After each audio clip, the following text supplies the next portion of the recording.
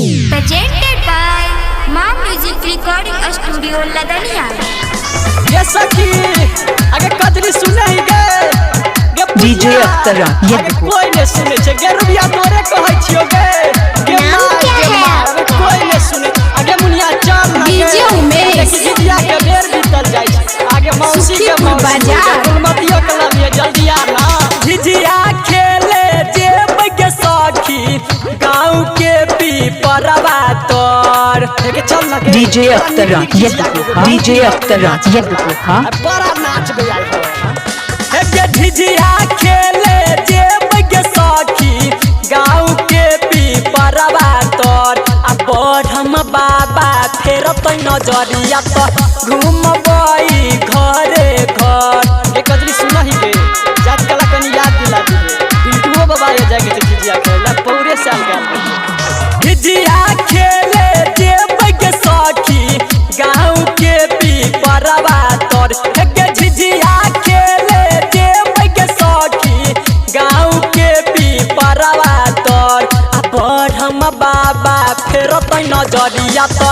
घूमबई घरे घर हे गे बढ़म बाबा फेर तो नजरिया तो घूमबई घरे घर डीजे अख्तर ये डीजे अख्तर ये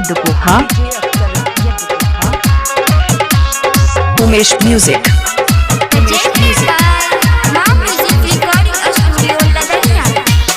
पहिले जेबै पुरनी पोखर पर तब जेबै गुअरवा टोल अरे हाँ के सखी अरे जल्दी जल्दी चल चल दुबाई टोल पछबाई टोल आ बाद में उतरबाइयो टोल में जाके छै हे पहिले जेबै पुरनी पोखर पर तब जेबै कुम्हरवा टोल आ बढ़म बाबा फेर तो नजरिया तो घूमबई टोले टोल हे बढ़म बाबा फेर तो नजरिया तो घूमबई टोले टोल हम कर सुन के डैनी बेटा के खेबो बर हम तर डीजे अख्तर ये डीजे अख्तर ये नाम क्या है आपका? डीजे उमेश सुखीपुर बाजार। कनिया भाई खाऊ की नजर लगाबे हमरा झिझिया के ऊपर ये बैठो की डैनिया हमरा झिझिया पर नजर लगेबे तो सुन ले तोरा बेटा के काचे चिबा देबो हे डैनिया भाई खाऊ की नजर चलाबे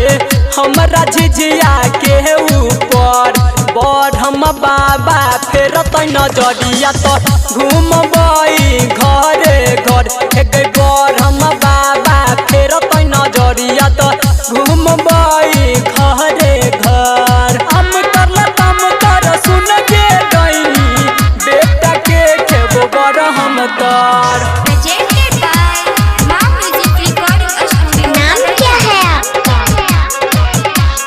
डीजे उमेश सुखीपुर बाजार। डीजे अख्तर ये डीजे शैलेंदर गीत लिखै छै सुन में लागै छै बेजोर अरे हाँ के सखी कते निमन गावे हे गे आ संगे संगे एकरा जे लकै दियै त अपना सब के त गाबहु ने पड़तै हे गे राइटर शैलेंदर गीत लिखै छै